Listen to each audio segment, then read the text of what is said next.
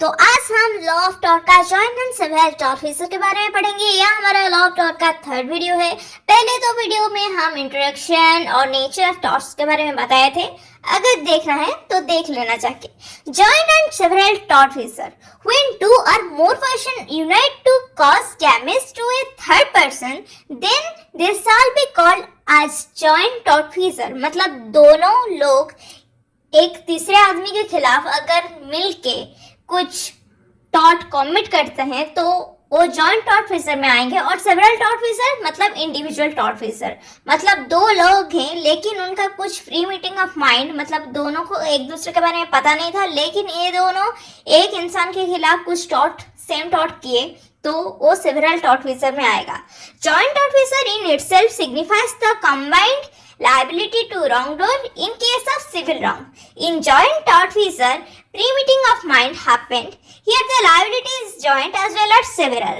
In joint tortfeasor, the tort commit with pre-meeting of mind. तो अभी question होता है joint tortfeasor और several tortfeasor में डिफरेंस क्या है। तो जॉइंट टॉर्टफिशर जो होता है ना, वो दो लोग समझ के तीसरे आदमी के खिलाफ टॉर्ट करते हैं। सेवरल टॉर्टफिशर में दो लोग समझते नहीं है एक दूसरे के बात, लेकिन सेम टॉर्ट एक इंसान के खिलाफ कर लेते हैं। तो जॉइंट टॉर्टफिशर में in case of joint liability one और both of the parties can be sued for the full obligation. यहाँ पे आइदर दोनों पार्टी इन्वॉल्व होंगे लायबिलिटी के लिए और एक पार्टी के ऊपर भी काम हो सकता है। But in several tortfeasor, in case of several liability, the share of responsibility is divided and the parties are only responsible for their share of the wrong and not responsible for the share of the wrong committed by the other party.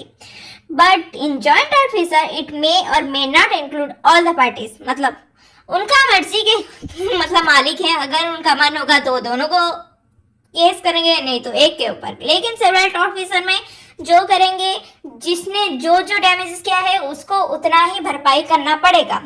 In joint tortfeasor pre meeting of mind happened, but in several tortfeasor ये नहीं होता है। Pre meeting of mind नहीं होता है क्योंकि ये दोनों एक दूसरे को जानते नहीं, लेकिन एक टॉर्ट एक टाइम पे कर लिए तो सेवरल टॉर्टफिशर में ये आएंगे। बट ये जो जॉइंट टॉर्टफिशर में है ना, अगर दो लोग कमिट कर रहे हैं कुछ टॉर्ट, लेकिन एक मतलब इंडिया छोड़ के चला गया तो दूसरे आदमी को फुल लायबिलिटी भी दिया जा सकता है। बट इन सेवरल टॉर्टफिशर ये नहीं होता है, यहाँ पे इंडिविजुअलिटी ही रहता है। तो यही था सेवरल टॉर्टफिशर और जॉइंट टॉर्टफिशर के बारे में।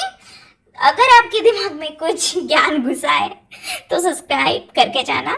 Do like, comment, share legal prep और ऐसे वीडियो मिलेंगे जल्दी ही। बाय।